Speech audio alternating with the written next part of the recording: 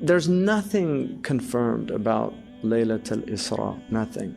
And that's why there's no ibadah that is specific to these nights in the Sunnah.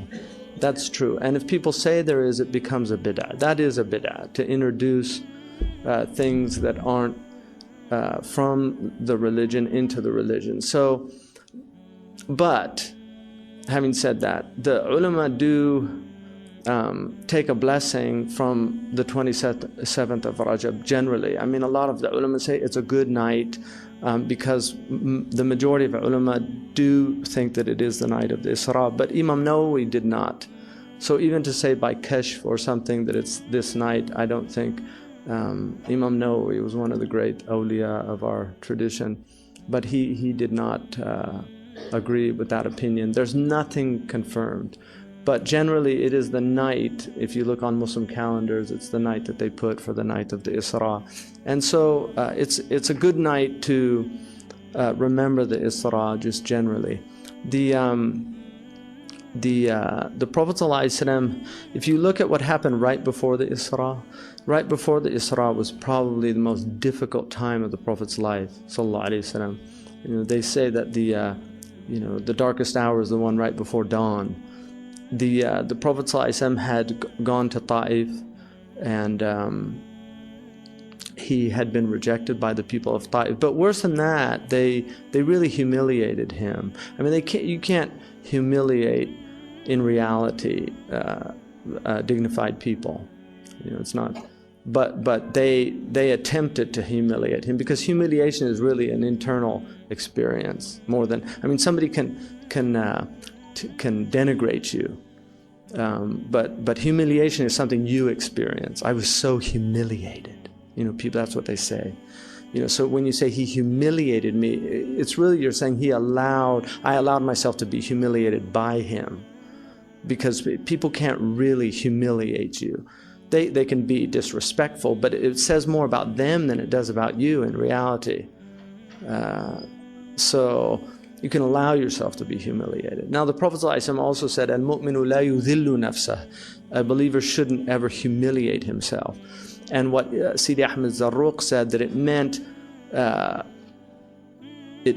opposing government, like rebels and things like that. I mean, that's how he interpreted it, because he said when you do that and then they capture you and they put you in shackles and they do all, you become humiliated. But what Ahmed Zarruq, the Prophet said, "Al-mu'minu la yudhillu nafsahu."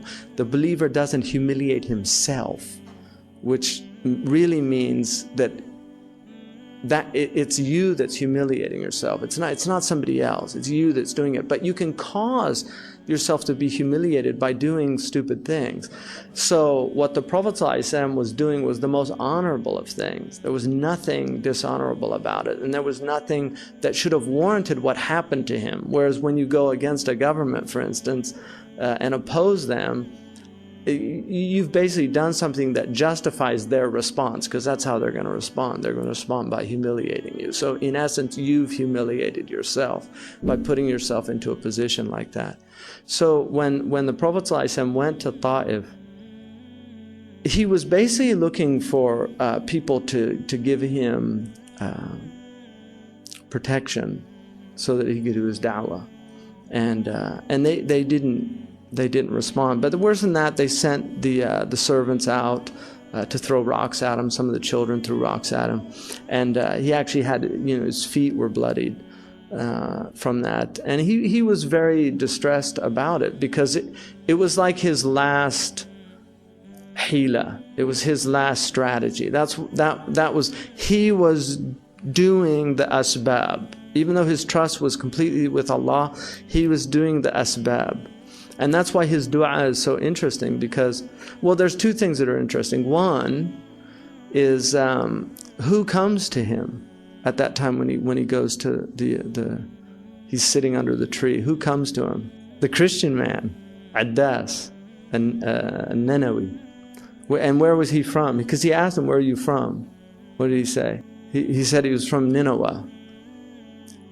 And the Prophet ﷺ said, that's the city of the blessed man, Yunus ibn Metta. Now, what's interesting about that, because this is, these are the things that God plans. I mean, what's interesting about that story? I mean, what would be interesting about a man from Nineveh coming to the Prophet ﷺ at that point? Because what's the story of Nineveh? What's the story of Nineveh? It's interesting because they disbelieved in him, but he gets fed up. See, Jonah basically writes them off and says, these people, there's no real hope for them. And he goes, and then he gets on the ship, and then there's a storm, and they throw lots, and they throw him over. And then the whale comes. But the point of that story is that he was in the same situation. The Prophet was in the situation of Yunus ibn Umatta. Now, what happens with Yunus in the belly? He's like, his realization is, this is all from God. I had my plan, but God had his plan. Because he was trying to get on the boat but it didn't work out the way he thought in his mind it was going to work out, and he ends up in the belly of the whale and praising God, right? Inni kuntu min al-zalimin. Now, who does he blame? Does he blame the people of Nineveh? He's in the belly of the whale. Oh Allah, look what they've done to me. Destroy these people, right? I mean, does he do that? Does he blame the people? What's he say? He blames himself. It's so interesting. It's like Muslims tend to, I don't know what happened, but at a certain point they stopped reading these stories correctly or something. But he blames himself, and he says, if you don't help me, I'm finished. So the fact that a man from the city of Nineveh comes to the Prophet at that time is very symbolic. And the Prophet ﷺ says his famous dua, where he says to Allah, you are the Lord of the oppressed.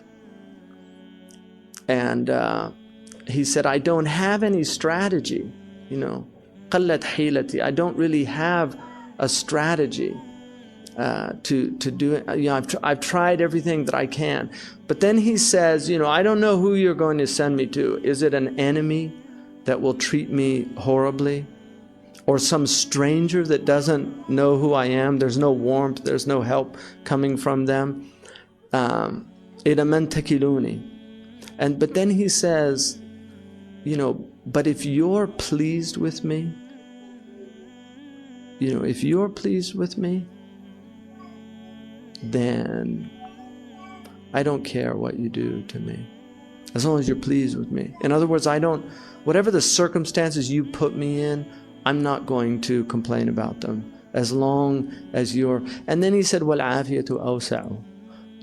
The well-being is easier for me. It's easier to be in a situation where you're not in that constriction and difficulties.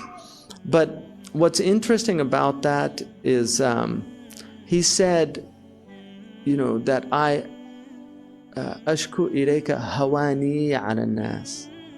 I complain to you my insignificance in the eyes of the people. He didn't complain about how they treated him. He complained about the fact that he didn't hawani ala nas, that I'm in this situation where they're not respecting me. And if you look at that, he didn't complain about the people.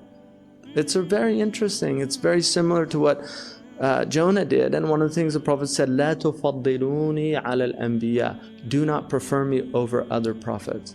And in a riwayah he said, لا تفضلوني على يونس ibn متى. Don't prefer me over Jonah. Right? Don't prefer me over Jonah. Which is from his humility, and what it means is, do not prefer the Prophet ﷺ in any way that diminishes from the other prophets. That's what it means. It's also from his humility, because he said, أَنَا سَيْدُ وَلْدِ آدَمْ وَلَا فَخْرٍ. I am the best of the children of Adam, and I'm not boasting. In other words, this is not something that I really want to tell you about me, but it's something that I was commanded to tell you.